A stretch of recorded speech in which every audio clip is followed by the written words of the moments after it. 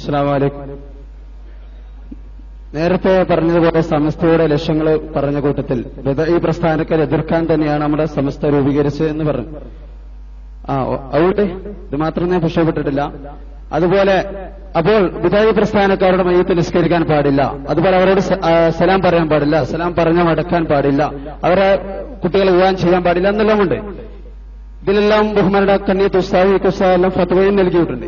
എങ്കിൽ ഇപ്പോൾ ഞങ്ങളുടെ എല്ലാം നേതാവ് ബഹുമാന കാന്തപുരം എത്തി അബൂബക്കർ മുസ്ലിയാരുടെ ധിക്കരിച്ചുകൊണ്ട് മറുവശത്തേക്ക് പോയി ഇപ്പൊ മറുവശത്തിലുള്ള ജലീൽ സഖാഫി എഴുതിയൊരു പുസ്തകമുണ്ട്. അതിൽ മുജാഹിദുകളുടെ മയ്യത്ത് നിസ്കരിക്കുന്നതിൽ തെറ്റില്ല, ഇസ്ലാമികളെ തെറ്റില്ല എന്ന് എഴുതിയിരിക്കുന്നു. അതിന്റെ അവതാരിക എഴുതിയ ബഹുമാനപ്പെട്ട ചെറുശ്ശേരി സൈനുദ്ദീൻ മുസ്ലിയാർ അവർകളാണ്. അതുപോലെ അതിന് അനുമോദനം എഴുതിയിട്ടുള്ളത് ബഹുമാനപ്പെട്ട ഈ സ്റ്റേജിൽ തന്നെയുള്ള ബഹുമാന അബ്ദുൽ സമീദ് സാഹിബ് അവർകളാണ്. ഇതിനെക്കുറിച്ച് എന്താണ് നിങ്ങൾക്ക് ഈ വിഷയത്തെ സംബന്ധിച്ച് എന്ത് നിലപാടാണ് നിങ്ങൾക്ക് പറയാനുള്ളത്? അതൊരു മസ്അലാപരമായ വിഷയമാണ്. അതിൽ ഫുഖഹാ എന്തു പറഞ്ഞു എന്നാണ് അതിൽ നമുക്ക് ചൂണ്ടിക്കാണിക്കാനുള്ളത്.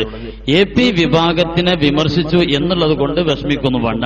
AP വിഭാഗത്തിൽ ഫിഖ്ഹിന്റെ കിതാബ് അർത്ഥം വെക്കാൻ കഴിയുന്ന ഒരാളുണ്ടെങ്കിൽ ബിദ്അത്തുകാർക്ക് മയ്യത്ത് നിസ്കരിക്കൽ ഹറാമാണ് എന്നോ പാടില്ല എന്നോ പറയുന്ന ഏതെങ്കിലും ഒരു ഭാഗം ഷാഫി മദ്ഹബിലെ ഒരു ഉദ്ധരണി അത് കൊണ്ടുവന്നാൽ ആ വിഷയം അവസാനിക്കും.